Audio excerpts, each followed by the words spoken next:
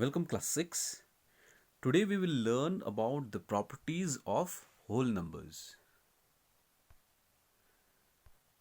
For addition, we have set of properties for whole numbers, and the first property that we'll discuss is the closure property. By closure property, what we mean is if a whole number, let's say x, and another whole number, let's say y, are taken, and if we add the two numbers x and y, then the answer obtained is also a whole number.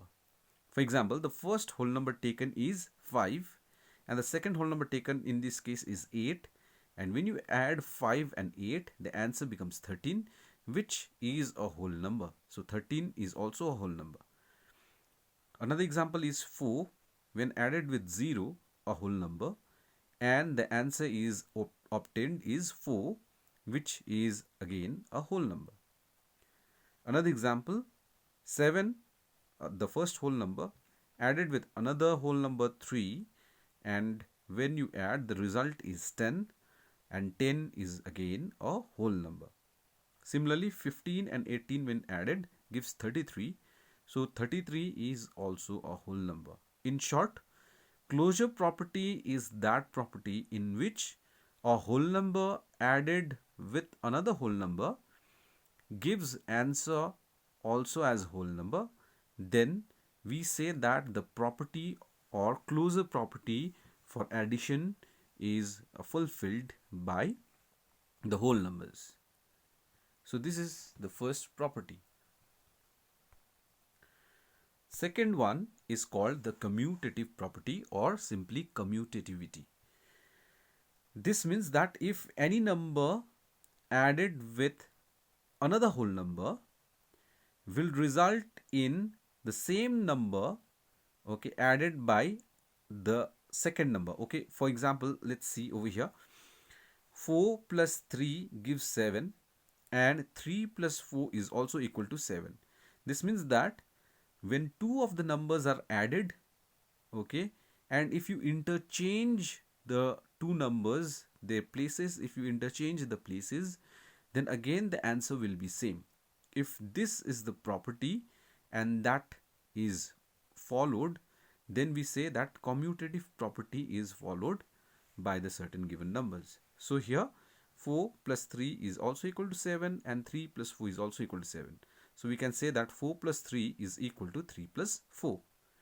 Similarly, 52 plus 27 gives us 79 and 27 plus 52 also gives us 79. So 52 plus 27 is equal to 27 plus 52. This means either we add this one with this one or we add this with this, the result will always be equal. Similarly, 0 plus 28 is 28 and 28 plus 0 is again 28. So either you add 28 with 0 or you add 0 with 28, the result is same. If the results are same, then we say that the commutative property is followed. Third property is associative property, or simply it's called as associativity. In associativity, let's look at the example. What happens is, if you have three of the numbers to be added, so 3 plus 5 plus 6, so either you add 5 and 6 first, and the result, if you add with this number 3, then you are getting 14, or you add 3 and 5 first and you add with 6. In this case also the answer comes out to be 14. So in given set of numbers, if you add the first and second first or you add the second and third first, in both the cases the answer will come out to be same. Second example is 8, 4 and 0. If you add 4 and 0, 4, and if you add 8 with that 4, then you'll get 12. Or simply you add first 8 plus 4, then you add 0, again the answer will be 12. So if you have any three whole numbers and if they're added, irrespective of what numbers are chosen first in order to add, Okay, in both the cases you will get the same result. If in both the cases if you get the same result, then we say that the associative property is fulfilled. The fourth property is called the existence of identity or simply additive identity. So here let's look at the example first. When 8 is added with 0, the answer comes out to be 8. Okay, or 0 plus 8 is equal to 8. Similarly, 15 when added with 0 gives 15.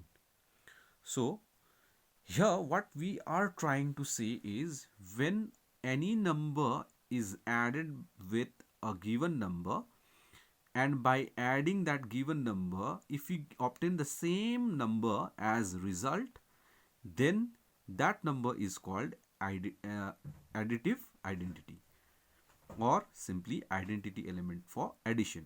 So here 0 is the identity, additive identity, because when 0 is added with a number, the number answer comes out to be that number itself. So 8 plus 0 gives 8. So 0 when added with number 8 gives the result 8. Similarly, when 0 is added to 15, the answer comes out to be the same number 15. Or if 0 is added to any number, let's say if 0 is added to a number 9, then the answer comes out to be 9. So 0 is considered as the additive identity of that element. Okay, so x plus 0 is x, or 0 plus x is x, or x plus 0 is equal to 0 plus x. So the addition of any whole number and the whole number 0 is the number itself. If this property is followed, if this rule is followed, then we say that existence of identity is there within that whole number. The fifth property is the additive inverse. If you have any two number and when you add the two numbers and the result is 0, then we say that the given number is the additive inverse. So in this case here 5 is taken. A number 5, when it is added with another number minus 5, then the result will be equal to 0. So 5 plus minus 5 is equal to 0. Then we say that minus 5 is the additive inverse of plus 5. Or if there is any number, let's say 12, if 12 is taken, then minus 12 will be its additive inverse, because 12 plus minus 12 gives us 0. And 0 if you obtain by adding the same numbers, then we say that it's the additive inverse.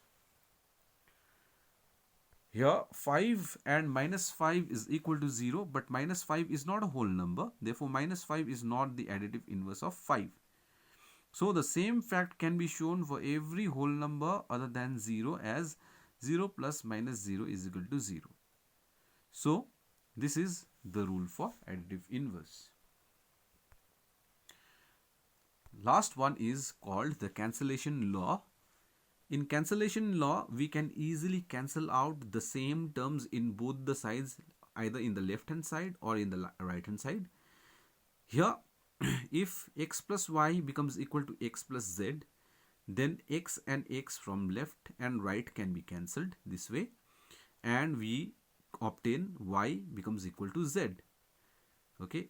Similarly, if a plus b is equal to b plus c, then b and b can be cancelled here from the left and the right side, and we obtain a is equal to c.